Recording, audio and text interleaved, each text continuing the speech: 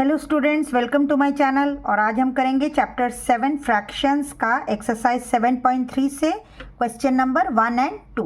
तो चलिए शुरू करते हैं। क्वेश्चन 1 है, write the fractions, are all these fractions equivalent. यहाँ पर कुछ फिगर्स बने हैं, आपको पहले तो इन फिगर्स को देखकर इसके हिसाब से फ्रैक्शन लिखना है और फिर बताना है कि क्या ये सारे जो फ्रैक्शंस हैं इक्विवेलेंट हैं। इक्विवेलेंट मतलब बराबर है कि नहीं। तो चलिए ज़रा इसको करते हैं। पहले तो हम फिगर देखकर फ्रैक्शन लिख लेते हैं। तो ये पहला वाला हमको दिख रहा है, ये है, मैंने क्या कहा है कि जितने पार्ट्स हैं उनको आप डिनोमिनेटर में लिख देंगे, टोटल पार्ट्स। तो इसमें टोटल पार्ट्स कितने हैं? टोटल पार्ट्स 2 हैं, एक ये और एक ये, तो 2 लिख दिया हमने। और शेडेड पार्ट कितना है? शेडेड है 1, तो ये क्या हो गया 1/2। अब सेकंड वाला फिगर देखते हैं, इसमें कितने पार्ट्स हैं टोटल? 1 2 3 4। तो पहले टोटल पार्ट लिख लेते हैं। टोटल पार्ट है 4 और शेडेड पार्ट कितने हैं? 1 और 2, 2/4 ये हो गया। थर्ड पार्ट देखते हैं, 1 2 3 4 5 6। आपके टोटल पार्ट कितने हैं इसमें? इसमें हैं टोटल पार्ट्स 6 और उनमें से शेडेड पार्ट कितने हैं? मतलब वही तो आपका फ्रैक्शन हुआ ना, वही क्वेश्चन पूछ रहा है। 1 2 3, तो शेडेड पार्ट इज 3/6। अब फोर्थ वाला फिगर देख लें, कितने टोटल पार्ट्स हैं? 1 2 3 4 5 6 7 8। तो टोटल पार्ट्स हमारे हो गए 8। जो टोटल होता है उसी को नीचे लिखते हैं डिनोमिनेटर में।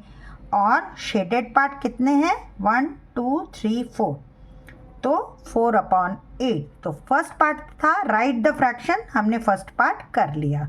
अब सेकेंड पार्ट है students, are all these fractions equivalent. क्या ये सारे फ्रैक्शंस इक्विवेलेंट हैं? इक्विवेलेंट मतलब क्या ये इक्वल हैं, एक दूसरे के बराबर हैं? फिगर से तो हमको दिख रहा है कि सारे ही बराबर हैं। क्यों?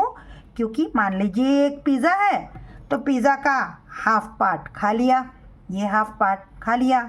यहाँ पे भी दिख रहा है आपने आधा ही खाया है, यहाँ भी दिख रहा है आपने आधा ही खाया है, यहाँ भी दिख रहा है आधा ही खाया है। लेकिन इसमें एक पीस लिया है, इसमें 2 पीस लिया है आपने, इसमें आपने 3 पीसेस लिए हैं और इसमें 4 पीसेस लिए हैं, लेकिन खाई तो है आधे ही। अब इसको हम कैसे दिखाएं कि ये सारे बराबर ही हैं? तो मैंने पहले के क्वेश्चंस में भी बताया है कि आपको हर फ्रैक्शन को लोएस्ट टर्म में ज़रूर करना होता है। लोएस्ट टर्म मतलब जब वो इससे ज़्यादा और डिवाइड ना हो पाए। कैसे? जैसे 1/2। अब 1/2 इससे ज़्यादा ये डिवाइड नहीं हो सकता, मतलब ऐसा कोई नंबर नहीं है 1 के अलावा जो इन दोनों को और छोटा कर दे। 1 भी इनको छोटा थोड़ी कर रहा है, बस डिवाइड कर रहा है। 1/2 डिवाइडेड बाई 1/1 करेंगे तो कुछ फ़र्क थोड़ी पड़ेगा, 1/2 ही आएगा, इसको और छोटा तो नहीं कर पाएगा। अब हमको ये 2 नंबर देखिए, ये दोनों नंबर एक ही टेबल में आते हैं। किसके टेबल में आते हैं? 2 के टेबल में आते हैं। तो मतलब ये जो 2 नंबर हैं वो ऐसे नंबर हैं जो कि किसी एक नंबर से डिवाइड हो सकते हैं और इसको और छोटा किया जा सकता है। तो चलिए डिवाइड कर लेते हैं। आपको स्मॉलेस्ट फॉर्म में करने के लिए सबसे अच्छा क्या है, आप देखिए ये दोनों नंबर एक टेबल में आते हैं कि नहीं। चलिए, तो ये डिवाइडेड बाई 2 कर लेते हैं। जो नंबर से आप डिनोमिनेटर डिवाइड करते हैं उसी से आप न्यूमरेटर, क्योंकि 2/2 इज़ एक्चुअली 1, तो फ़र्क कुछ नहीं पड़ रहा है इसको। तो 2 डिवाइडेड बाई 2 हो गया 1 और ये 4 डिवाइडेड बाई 2 हो गया 1/2। तो ये इसका लोएस्ट फॉर्म क्या था? 1/2। इसका भी लोएस्ट फॉर्म क्या हो गया अब? 1/2 हुआ कि नहीं? अब अगेन आप देखिए 3 और 6 किसके टेबल में आ जाएंगे? ये दोनों ही 3 के टेबल में आते हैं। तो इसको भी 3 डिवाइडेड बाई 3 कर दीजिए और इसको भी 3 से डिवाइड कर दीजिए। क्या आ गया? 3 divided by 3 is 1 and 6 divided by 3 is 2. तो इसका लोएस्ट फॉर्म क्या आ गया? 1/2. ओके. इन द सेम वे 4 और 8 किसके टेबल में आ रहे हैं? दोनों ही 4 के टेबल में आते हैं. तो डिवाइडेड बाई 4, ये भी डिवाइडेड बाई 4. तो क्या आ गया? 4 divided by 4 is 1 and 8 divided by 4 is 2. तो इसका लोएस्ट फॉर्म क्या आ गया? 1/2. अब आप स्टूडेंट्स देखिए, सभी का आंसर क्या आया? 1/2, 1/2, 1/2, 1/2. तो आपका क्वेश्चन क्या था? Are all these fractions equivalent? क्या ये सारे फ्रैक्शंस इक्विवेलेंट हैं? तो आपका आंसर क्या हो जाएगा? Yes, all these fractions are equivalent. I hope students आपको ये समझ में आया होगा. चलिए अब हम बी पार्ट देख लेते हैं. बी पार्ट में भी कुछ फिगर्स बने हैं. पहले तो हम इनका फ्रैक्शन लिख लेते हैं. फ्रैक्शन लिखने के लिए क्या करना चाहिए? पहले हमें जो जितने पार्ट्स हैं होल पार्ट को पहले लिख लेना चाहिए. कितने हैं? 1 2 3 4 5 6 7 8 9 10 11 12. मतलब टोटल जो छोटे छोटे सर्कल्स बने हैं वो टोटल हैं 12 और उनमें से शेडेड या कलर्ड कितने हैं? 4. तो पहले तो हमने फ्रैक्शन लिख लिया, फर्स्ट पार्ट जो था.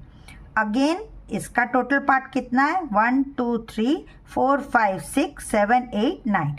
तो टोटल सर्कल्स हैं 9, उसमें से कलर्ड कितने हैं? 1 2 3. 3 पार्ट्स इसके कलर्ड हैं. इन द सेम वे नेक्स्ट वाला कितने हैं सर्कल्स? 1 2 3 4 5 6.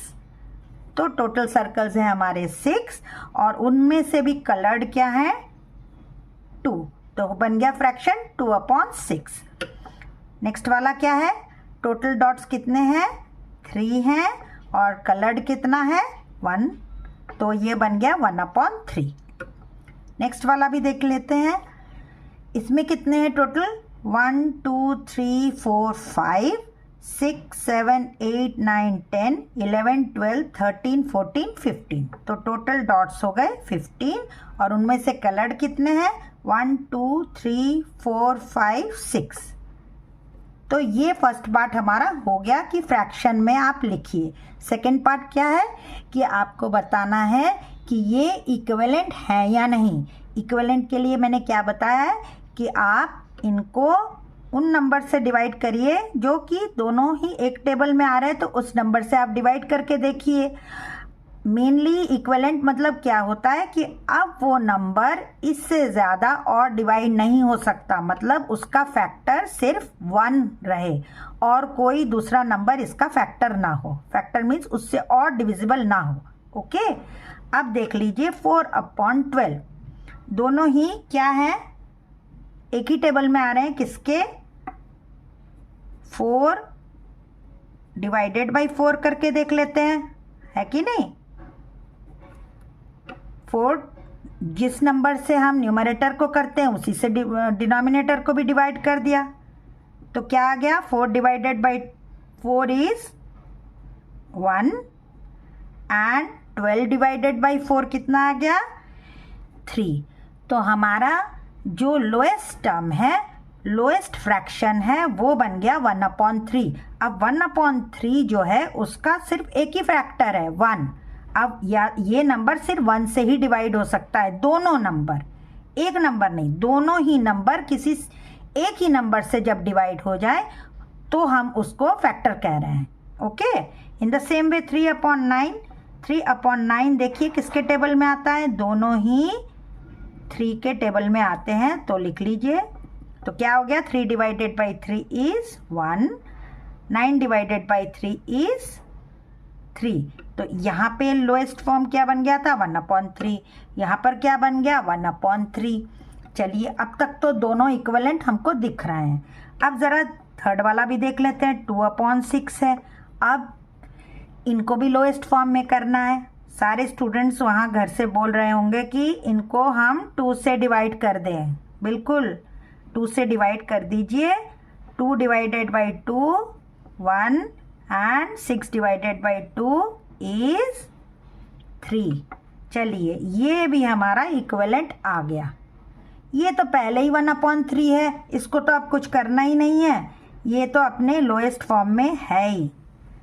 रह गया अब 6/15। चलिए इस नंबर को देख लेते हैं किसके टेबल में आ रहा है।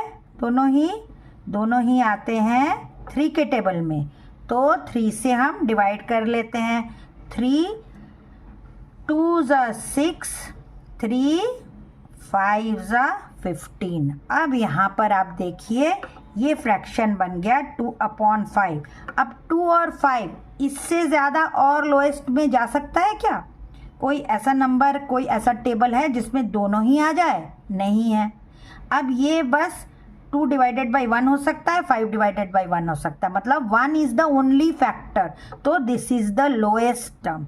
तो अब आप देखिए 1/3, 1/3, 1/3, 1/3, लेकिन ये वाला फिगर जो है दिस इज 2/5। तो आपका क्वेश्चन था ना कि आर दीज फिगर्स इक्विवेलेंट, तो आप यहाँ पर आंसर क्या हो जाएगा? No, these are not equivalent. ये आपको आंसर में ज़रूर लिखना है, सिर्फ इतना करके दिखा देंगे तो नहीं होगा। क्वेश्चन जो पूछा जाता है उसको आप ज़रूर से आंसर फॉर्म में लिख कर दिखाइएगा। चलिए अब हम क्वेश्चन 2 करते हैं। क्वेश्चन 2 है write the fraction and pair up the equivalent fraction from each row. अब आपको इन फिगर्स को देखकर, ये फिगर्स आपकी बुक में भी बनी हुई हैं, मैंने इसको एक शीट पे ड्रॉ कर लिया ताकि आप लोग अच्छे से समझ जाएं। तो इन फिगर्स को देखकर आपको पहले तो फ्रैक्शन लिखना है। ये एक रो है और ये एक रो है। अब पेयर अप करना है आपको, इसमें से इसको पेयर करके बताना है कि कौन कौन से इक्विवेलेंट है। तो सबसे पहला काम हमको क्या करना पड़ेगा? पहले तो हमें फ्रैक्शन लिखना पड़ेगा और उसको लोएस्ट फॉर्म में करके देखना होगा। तो चलिए पहला करते हैं। कितने पार्ट्स हैं इसमें?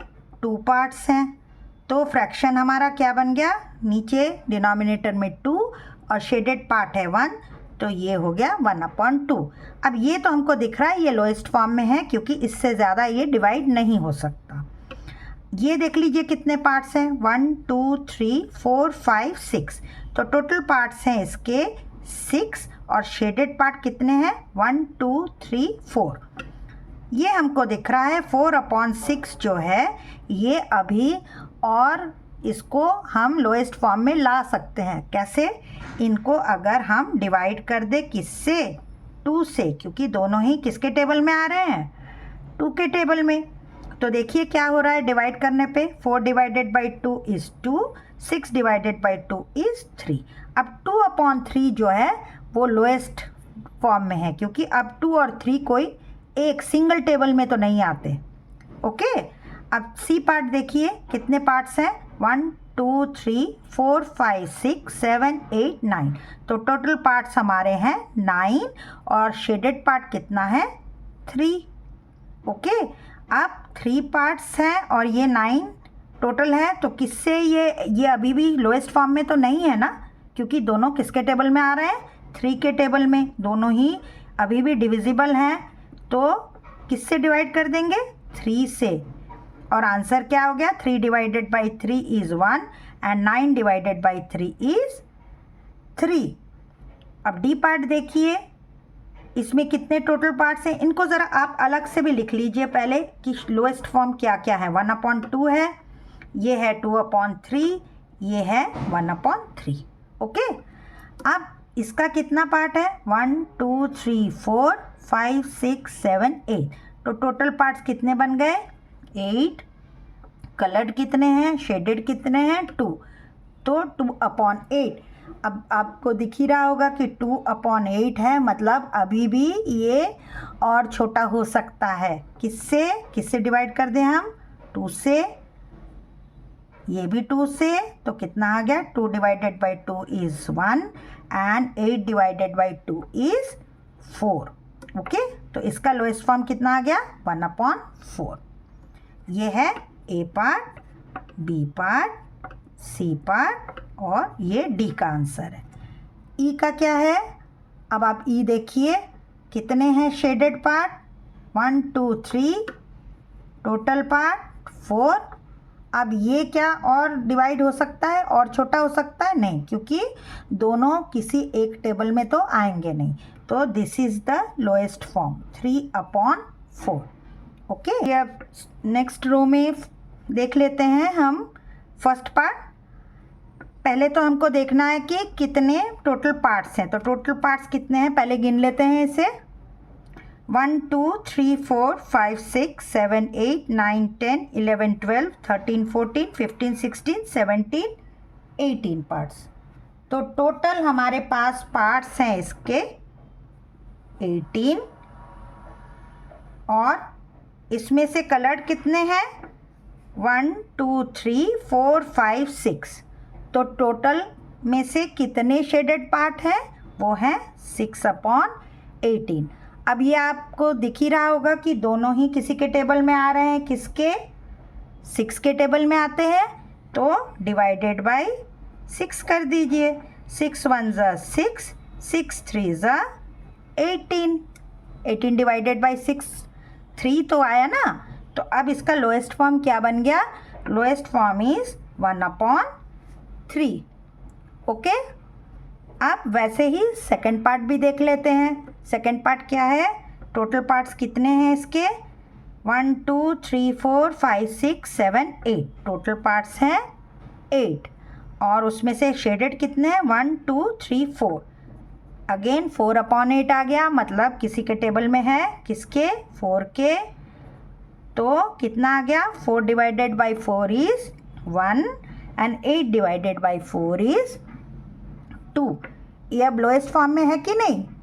बिल्कुल है, क्योंकि अब ये इससे ज़्यादा तो और डिवाइड नहीं हो सकता।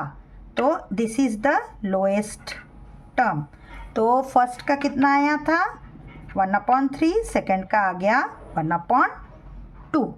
ओके, अब थर्ड वाला देखिए। पहले कितने टोटल पार्ट्स हैं वो देखना ज़रूरी है। 1 2 3 4 5 6 7 8 9 10 11 12 13 14 15 16। तो टोटल हमारे पास है 16। शेडेड कितना है? 1 2 3 4 5 6 7 8 9 10 11 12। 12 और 16 किसके टेबल में आ रहा है? दोनों ही। आप बताइए। ये है 4 के टेबल में। तो कितना आ गया? 12 divided by 4 is 3 and 16 divided by 4 is 4। अब 3/4 आ गया। अब ये है इसका लोएस्ट फॉर्म, क्योंकि दोनों के फैक्टर क्या रह गए? अब सिर्फ 1। अब ये और किसी दूसरे नंबर से डिवाइड नहीं हो रहा, सिर्फ 1 से ही तो हो पा रहा है। अगेन फोर्थ पार्ट देख लेते हैं। कितने हैं टोटल? 1 2 3 4 5 6 7 8 9 10। 1 2 3 4 5 6 7 8 9 10 11 12। तो टोटल पार्ट्स हैं हमारे 12 और शेडेड कितने हैं? 1 2 3 4 5 6 7 8। 8/12 अगेन किसके टेबल में है? 4 के टेबल में। तो कितना आ गया? 8 डिवाइडेड बाई 4 इज़ 2 और 12 डिवाइडेड बाई 4 इज़ 3। ओके, तो फोर्थ का लोएस्ट फॉर्म क्या आ गया? फोर्थ का लोएस्ट फॉर्म है 2/3। फिफ्थ का देखें कितने टोटल पार्ट्स हैं? 1 2, ये इधर एक ये रहेगा। 1 2 3 4 5 6 7 8 9 10 11 12 13 14 15 एंड 16। तो टोटल पार्ट्स हमारे हैं इसके 16 और शेडेड पार्ट कितना है? 1 2 3 4। 4/16 इज़ द फ्रैक्शन और इसको हमको करना है लोएस्ट फॉर्म में। तो डिवाइडेड बाई 4 कर दीजिए, क्योंकि 4 के टेबल में आ रहे हैं दोनों। तो 4 divided by 4 is 1 and 16 divided by 4 is 4। तो 5th का आंसर हो गया 1/4। अब आपका आंसर यहाँ पे ख़त्म नहीं होता है, क्योंकि आप देखिए क्वेश्चन में क्या लिखा है, write the fractions and pair up the equivalent fraction from each row. मतलब ये जो रोज हैं इनसे हमें पेयर बनाना है कि जो जो इक्वलेंट फ्रैक्शन है इस रो से इस रो को। ओके, तो चलिए इसको करते हैं। जैसे पहले रो में ए पार्ट देखिए क्या है, 1/2। अब आपको देखना है कि सेकेंड रो में कोई 1/2 है कि नहीं। तो 1/2 कौन सा है, 1/2 है ये सेकेंड वाला पार्ट। तो ए का पेयर कौन बन गया, तो यहाँ पर आप लिख दीजिए पेयर ऑफ इक्विवेलेंट फ्रैक्शंस, ये हो गए। तो पहला वाला कौन सा है, पहला है आपका ए का है, ए और कौन पेयर है, ए और 2 जो है वो पेयर है, और वो कितने के बराबर है, वो है 1/2 के बराबर। ओके, अब सेकंड देखिए बी पार्ट, बी में है 2/3, और यहाँ पर आप देखिए कोई 2/3 है, बिल्कुल है 4th वाला। तो बी का क्या हो गया, बी का हो गया 4 और उसका क्या है 2/3, value 2/3। In the same way C का देखिए 1/3 है, और 1/3 कौन है यहाँ पर, फर्स्ट वाला है 1/3। तो आप लिखिए C is equal to 1 which is equal to 1/3। Okay, D part देखिए, डी है 1/4, और 1/4 कौन है, 5th वाला है। तो लिख दीजिए D is equal to 5 and that is equal to 1/4। E वाला देखिए, ई है 3/4 और कोई है इधर 3/4, यस थर्ड वाला है। तो आप लिखिए E is equal to 3 which is equal to 3/4। ये आपको लिखना होगा, तभी आपका ये आंसर कंप्लीट होगा। तो आई होप चिल्ड्रन आप लोगों को इतना समझ में आ गया होगा। अगर कुछ पूछना है तो आप कमेंट सेक्शन में पूछिए, और मेरा चैनल सब्सक्राइब नहीं किया है तो मेरा चैनल सब्सक्राइब कीजिए, लाइक कीजिए, शेयर कीजिए, और नेक्स्ट क्वेश्चन के लिए देखते रहिए मेरा चैनल। तब तक के लिए गुड बाय चिल्ड्रन।